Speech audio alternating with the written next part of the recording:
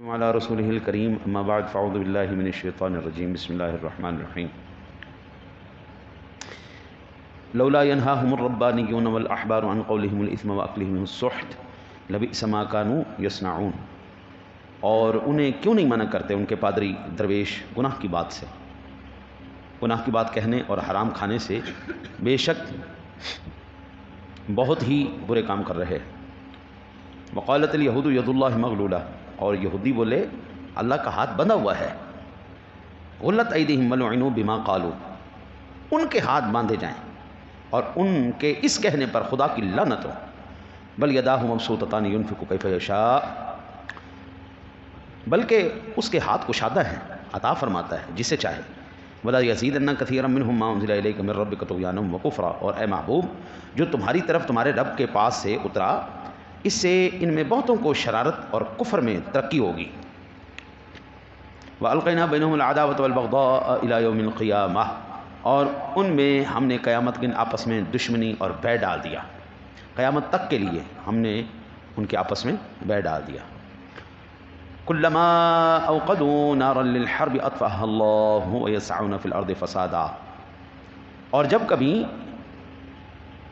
لڑائی کی آگ بھڑکاتے ہیں اللہ اسے بجھا دیتا ہے، اور زمین میں فساد کے لیے دوڑتے پھرتے ہیں، اور اللہ فسادیوں کو واللہ لا يحب المفسدین نہیں چاہتا. اللہ تعالیٰ نے ملعون یہودیوں کا ایک خبیث قول اس میں بیان فرمایا ہے. یہ اللہ کو بخیل کہتے تھے یہودی، اللہ کو اللہ اکبر اللہ اکبر، اور یہ کہتے تھے ان اللہ فقیر ونحن اغنیاء، اللہ تو فقیر ہے، غنی تو ہم ہیں، پیسہ تو ہمارے پاس ہے. اللہ اکبر. اللہ تعالیٰ کی ذات ان کے اس ناپاک مقولے سے بہت و بلند و بالا ہے. بس اللہ کے ہاتھ بندھے ہوئے ہیں، مطلب ان کا یہ نہ تھا کہ ہاتھ جکڑے گئے ہیں، بلکہ مراد اس سے بخل تھا. یہودی کہتے تھے اللہ تو معاذ اللہ معاذ اللہ معاذ اللہ بخیل ہے. یہی محاورہ قرآن پاک میں ایک اور مقام پر بھی اللہ تعالیٰ نے ارشاد فرمایا سورہ الاسراء میں. ارشاد باری تعالیٰ ہے وَلَا تَجْعَلْ يَدَكَ مَغْلُولَةً إِلَىٰ عُنُقِكَ وَلَا تَبْسُطْهَا كُلَّ الْبَسْطِ فَتَقْعُدَ مَلُومًا مَحْسُورًا. 29 نمبر آیت مبارکہ ہے، یعنی اپنے ہاتھ اپنی گردن سے باندھ بھی نہ لے اور نہ حد سے زیادہ پھیلا دے کہ پھر تھکان اور ندامت کے ساتھ بیٹھے رہنا پڑے. ٹھیک ہے جی. اب یہاں پر اللہ تعالیٰ نے ہر ایک بندے کے لیے ایک رہنما اصول بیان کر دیا. بھائی بات سنو، اپنی چادر کے مطابق پیر پھیلاؤ، جتنا تمہارے پاس ہے خرچ کرو. یہ نہیں کہ فضول خرچی شروع کر دو، یہ بھی نہیں کہ سارا کچھ دے بیٹھو اور بعد میں بندہ خود ہی بھوکا بیٹھا رہ جائے، ایسا بھی نہیں کرنا. اور یہ بھی نہیں کہ بالکل ہی روک دو، یہ بھی نہیں کرنا. اعتدال ہے، یہ کام نہیں کرنا کہ سب کچھ دے کے بندہ خود ہی محتاج ہو جائے. خود محتاج بھی نہیں ہونا، فضول خرچی بھی نہیں کرنی، میانہ روی. ٹھیک ہے جی. پھر اللہ وحدہ لا شریک نے اس آیا مبارکہ میں جو مسلمانوں کو بخل اور اسراف سے روکا ہے، بس ملعون یہودیوں کی بھی ہاتھ باندھا ہوا ہونے سے یہی مراد تھی. فخاص نامی یہودی نے یہ کہا تھا کہ اسی ملعون کا وہ دوسرا قول، یہ جو بات ہے یہ فخاص نامی یہودی نے کہا تھا کہ معاذ اللہ اللہ تو بخیل ہے، معاذ اللہ معاذ اللہ. اور دوسرا قول بھی تھا کہ اللہ فقیر ہے اور ہم غنی ہیں. جب یہ بات حضرت سیدنا صدیق اکبر رضی اللہ تعالیٰ عنہ نے سنی نا جی، آپ نے کہا ادھر آئے، پھڑ کے دے چنگا انہوں توڑی لا دی ہے خبیث آدمی، اللہ کا فقیر کہتا ہے. اللہ اکبر. صدیق اکبر بڑے حلیم الطبع شخصیت ہے، بہت ہی سبحان اللہ میٹھے مزاج کے، ٹھنڈے مزاج کے. لیکن جب اللہ کی غیرت پہ بات آئی، ہاں جی اللہ کی ذات پہ بات آئی، تو صدیق اکبر جیسا بھی بندہ چپ نہیں رہا، پکڑ کے یہودی کی پٹائی کر دی خوب. اللہ وحدہ لا شریک نے، اور ایک روایت میں ہے کہ شماس بن قیس نے یہی کہا تھا جس پر یہ آیہ مبارکہ نازل ہوئی. اور ارشاد ہوا کہ بخیل اور کنجوس، ذلیل، بزدل یہ لوگ خود ہیں. چنانچہ اس آیہ مبارکہ میں ارشاد اگر ہم دیکھیں تو جو ہمیں واضح پتہ چل رہا ہے کہ اللہ وحدہ لا شریک کا یہ قرآن ہمیں بتا رہا ہے کہ اگر یہ بادشاہ بھی بن جائے نا تو کسی کو کچھ بھی نہ دے، بلکہ یہ تو اوروں کی نعمتیں بھی چھین لیتے ہیں. اس وقت یہودی پوری دنیا کے اندر یہ جو سودی نظام ہے، یہ سودی نظام کے ذریعے راج کر رہا ہے یا نہیں کر رہا. جس بندے نے ایک دفعہ سود پہ قرضہ لے لیا نا جی، بس حضرت صاحب وہ پھنس گیا. وہ اس نہ اس. ہاں اب آپ یہ دیکھیں ہمارے ملک کے اندر سونا بھی ہے، چاندی بھی ہے، گیس بھی ہے، ہر چیز ہونے کے باوجود ہم قرضوں پر قرضے لے رہے ہیں. قرضے دینے کے لیے قرضے لے رہے ہیں، قرضوں کا سود دینے کے لیے قرضے اور اٹھا رہے ہیں۔ یہ سری لنکا کا یہی حال ہوا ہے، ان کے نوابوں کی، ان کے حکمرانوں کی عیاشی ہی نہیں ختم ہوئی جی۔ خاندانی سیاست، پہلے پیو آ گیا، پھر پتر آ گیا، پھر تھی آ گئی۔ یہ سری لنکا کی بات کر رہا ہوں، پاکستان نہ سمجھیے گا۔ اور اگر آپ پاکستان میں دیکھیں تو کیا خاندانی سیاست نے اس ملک کا بیڑا غرق نہیں کر دیا؟ ہمارے کسی جو عام ہمارا نچلا طبقہ ہے، ساری زندگی کار میں نہیں بیٹھ کے دیکھا ہوتا، اور ان کی اولادیں پیدا ہوتے ہی ہیلی کاپٹر اور جہازوں پہ سیر کر رہی ہوتی۔ ساری زندگی بندہ گزر جاتا ہے، 70 سال گزر کے، کار کا کبھی انہوں نے دیکھا نہیں۔ ان کے تو کتے بھی کاروں میں سیر کر رہے ہوتے ہیں۔ کدھر جا رہے جی؟ وہ کتے کو واک کرانے کے لیے لے جا رہے ہیں، ہاں جی۔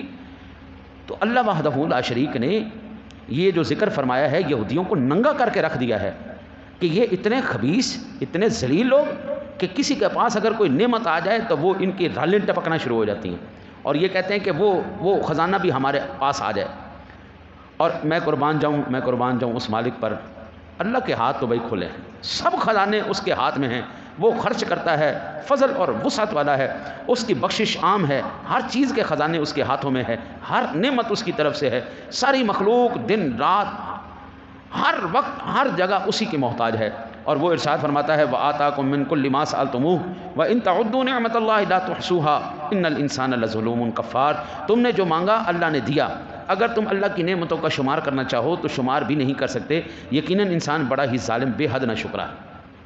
حضرت صاحب میں آپ کو عرض کروں، اللہ تعالیٰ نے ہمیں کتنا نوازا ہوا ہے، میں نعمتیں نہیں گنوا سکتا اس کی کتنی ہیں، لیکن میں ایک چھوٹی سی بات کرتا ہوں۔ آپ میں سے کوئی بندہ مجھ سے 50 لاکھ روپے لے لے اور آپ اپنی دونوں آنکھیں نکال کے مجھے دے دیں، کوئی ایسا فیصلہ کرے گا؟ دماغ خراب ہوا ہے؟ چلیں ایسا کریں، 1 کروڑ روپے لے لیں، اپنی زبان کاٹ کے مجھے دے دیں، ایسا ہو سکتا ہے؟ ایک بازو 10 لاکھ روپے میں ایک بازو دے دو کاٹ کے، یعنی اس کا مطلب یہ ہے کہ جو رب نے ہمیں دیا وہ بے مثل و بے مثال، اس کی نعمت کا بھائی کوئی ثانی کوئی نہیں۔ آپ کروڑوں نہیں اربوں روپے بھی دیں گے جناب، ہم اپنی آنکھیں نکال کے کیوں دیں؟ ہمیں بجلی بھرنے کے لیے نا جی، بجلی استعمال کرنے کے لیے ہر مہینے بل دینا پڑتا ہے۔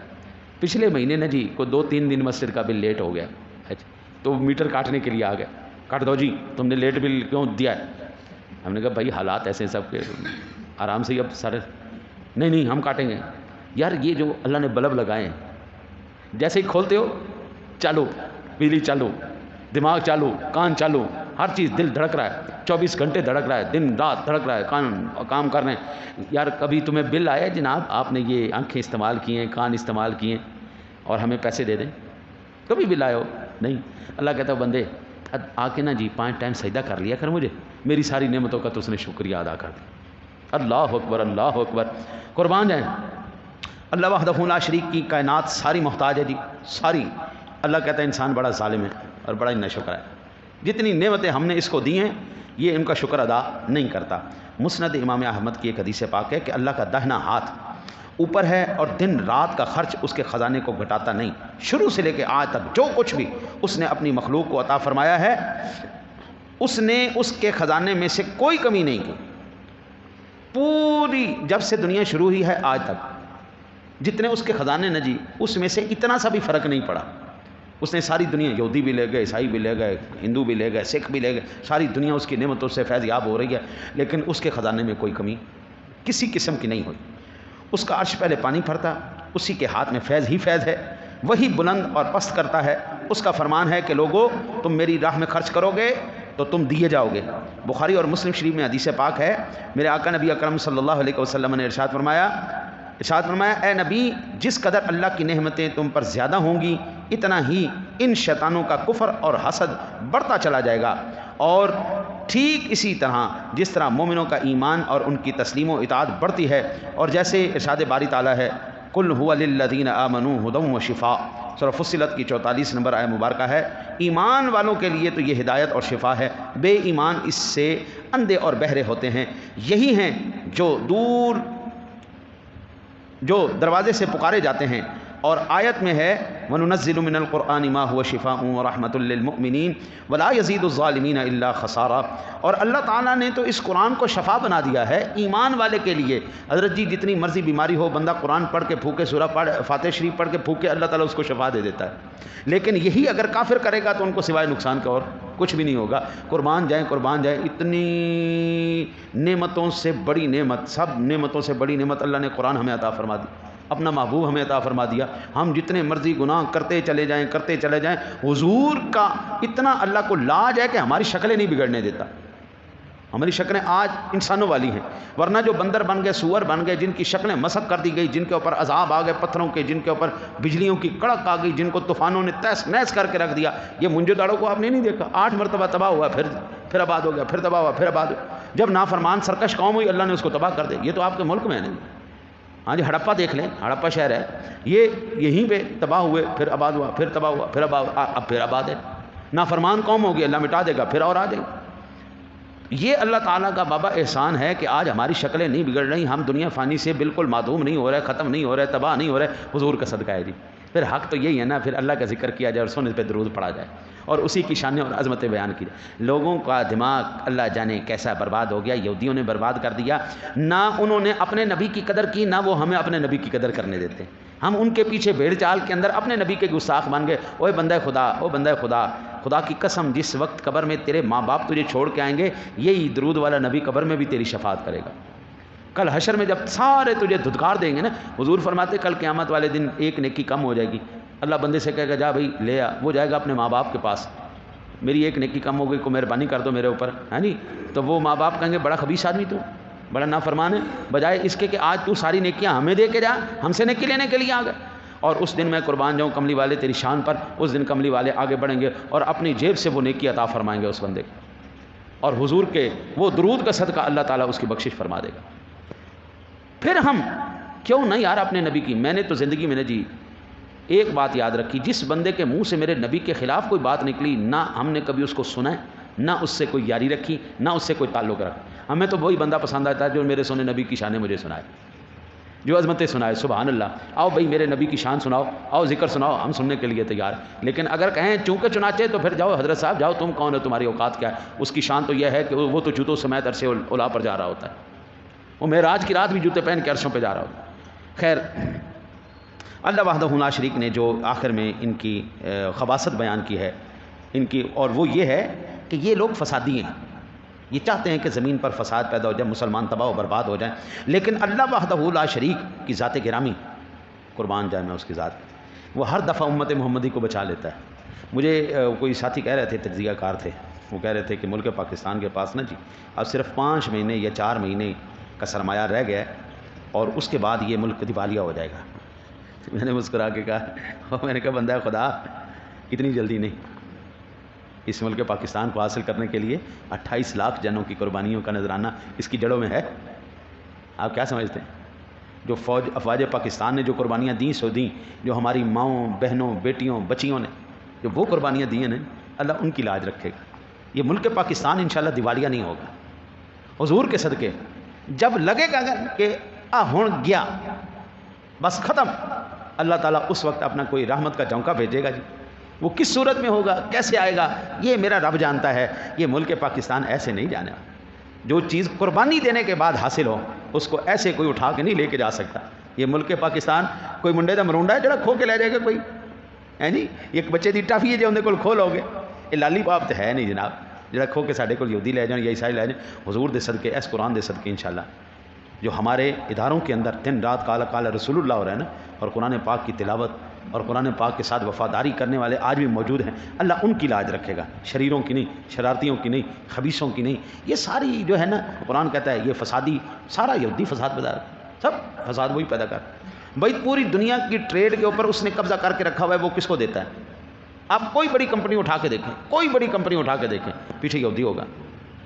اللہ ماشاء اللہ کو 500 700 800 کمپنیوں کے بعد کوئی مسلمان کی کمپنی آئے یا نہ آئے، لیکن ہر بڑی کمپنی پر اسی کا قبضہ ہے۔ یہ سودی نظام اسی کی پیداوار ہے اور اسی وجہ سے ممالک تباہ و برباد ہو گئے۔ اگر خدا کی قسم ہمارے ملک سے یہ قرضہ اتر جائے، یہ صرف اور صرف جو ہے یہ سود کا نظام ہی ختم کر دیا جائے نا، اللہ اس نظام کو ختم کرنے کی برکتیں اتنے دے دے گا کہ ہم سے سنبھالی نہیں جائیں گی۔ دعا کرتے ہیں اللہ اپنے حبیب کا صدقہ ہمیں گندے لوگوں کی صحبت سے بچائے اور نیک لوگوں کے ساتھ صحبت قائم کرنے کی توفیق نصیب فرمائے۔